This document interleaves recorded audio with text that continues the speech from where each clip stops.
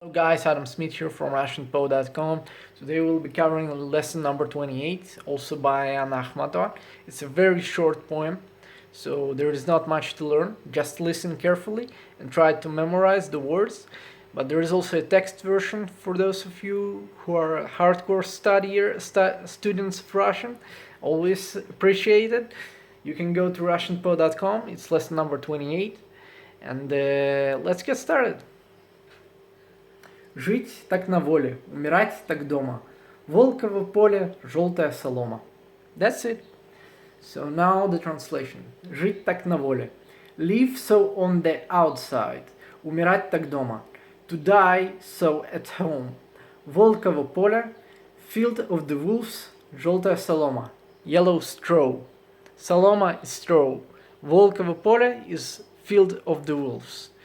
That's the lesson.